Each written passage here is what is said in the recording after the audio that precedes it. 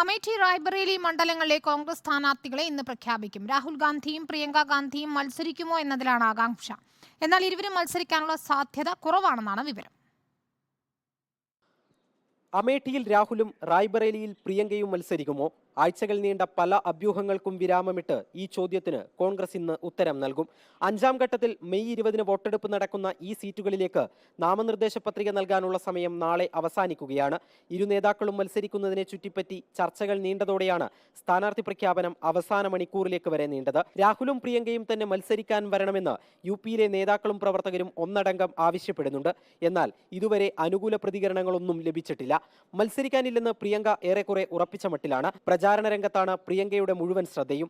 വയനാടിന് ശേഷം അമേഠിയിലും മത്സരിക്കുക, 2019-ൽ തോറ്റ അമേഠി വിട്ട് റായ്ബറേലിയിൽ മത്സരത്തിനിറങ്ങുക, 2ാം മണ്ഡലത്തിലെ സ്ഥാനാർത്ഥിത്വത്തിൽ നിന്ന് പിൻവാങ്ങുക.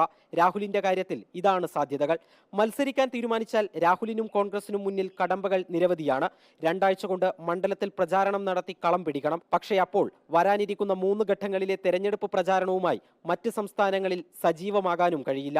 രാഹുലിന്റെയും പ്രിയങ്കയുടെയും അഭിപ്രായമറിഞ്ഞ ശേഷം കോൺഗ്രസ് അധ്യക്ഷൻ മല്ലികാർജുൻ ഖർഗെയാണ് അന്തിമ തീരുമാനമെടുക്കുക.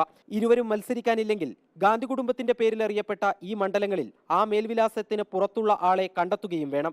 സ്ഥാനാർത്ഥിത്വത്തിൽ സസ്പെൻസ് തുടരുമ്പോൾ രാഹുൽ കർണാടകയിലും പ്രിയങ്ക ഛത്തീസ്ഗഡിലും മധ്യപ്രദേശിലും തെരഞ്ഞെടുപ്പ് പ്രചാരണ തിരക്കിലാണ്. കോൺഗ്രസ് പ്രഖ്യാപനം കാത്തുനിന്ന ബിജെപിയും റായ്ബറേലിയിൽ ഇതുവരെ സ്ഥാനാർത്ഥിയെ പ്രഖ്യാപിച്ചിട്ടില്ല. യുപി ഉപമുഖ്യമന്ത്രി ബ്രജേഷ് പാഠക്, റായ്ബറേലി എംഎൽഎ അദിതി സിംഗ്, 2019-ലെ സ്ഥാനാർത്ഥി ദിനേശ് പ്രതാപ് സിംഗ് ഇവരിൽ ഒരാളാകും ബിജെപി സ്ഥാനാർത്ഥി. റിപ്പോർട്ടർ, ദില്ലി.